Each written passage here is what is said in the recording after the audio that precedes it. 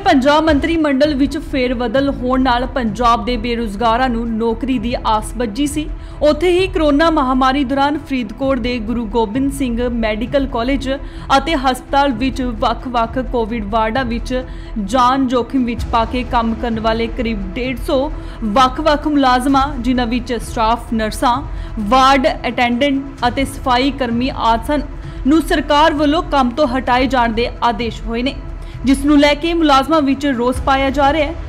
मुलाजमां नूं जिवें ही पता लग्या उन्हां वल्लों रोस प्रदर्शन करदिआं काम बंद करके सरकार अते यूनीवर्सिटी प्रशासन खिलाफ प्रदर्शन किया गया अते नौकरी ते लगातार सेवावां जारी रखण दी मंग की गई।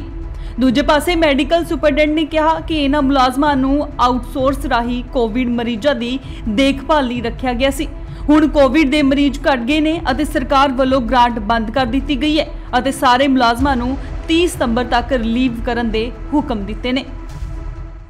सानू कोविड च रखा गया जी 1.5 साल पहले जी सर साडे तो काम ले गए सानू इत्थों हटाया गया जी।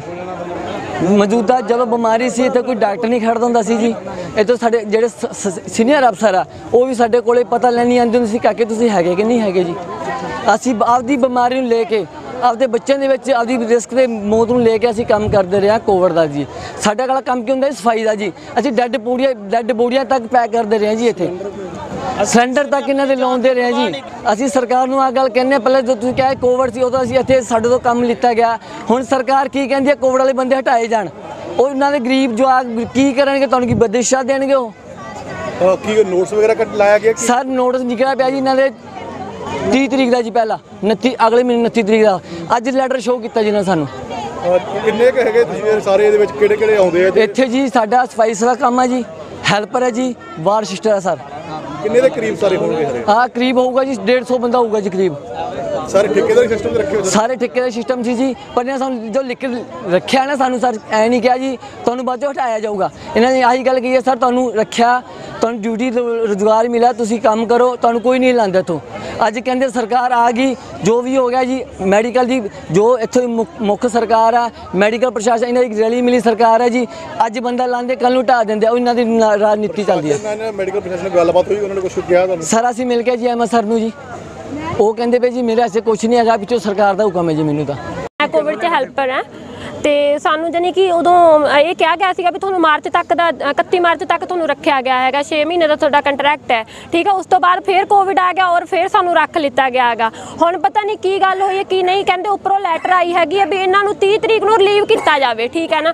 जे इदां दी कोई गल सी तां सानू पहलां उदों ही दस दे जदों हुण 6 महीने तो बाद उत्ते 1 साल तो मैनूं लगदा 2-3 मंथ उपर हो चुक्या है तो फिर सानू अज क्यों कह रहे हैं भी तुहानू कड्ढना है। देखो सारे जाने किन्ने जाने 100 स्टाफ 70 हैल्पर और सफाई सेवक पता नहीं किन्ने जाने ठीक है ना। सारे ने निक्के निक्के बच्चे जिन्होंने आपदियां जाना किन्ना कुछ किया कोविड वास्ते जाना किन्नियां उन्होंने पता नहीं की घरे प्रॉब्लम सी किवें नहीं दिन पो रात ड्यूटियां दित्तियां। कुड़ियां 2-2 जानियां जाके रात नूं 10-10 डेड बॉडियां छड्ड के आउंदियां रहियां कल्लियां कुड़ियां जाके किसी नूं उदों परवाह नहीं रही। सानू अज सानू कड्ढण नूं सारे तैयार हैगे आ ठीक है ना। किन्ना जाना किन्ना नुकसान हैगा सारे जाणियां दा किन्ना औखा सीगा किन्ने इन्हां ने घरे आपदे किन्ना काम छड्ड के इत्थे आके काम कीता हैगा। अज कह रहे भी तुसीं जाओ क्यों जाओ ठीक है ना। सरकार नूं सोचना चाहिए साडे बारे कुछ भी की करो की कुछ तां करो साडे वास्ते।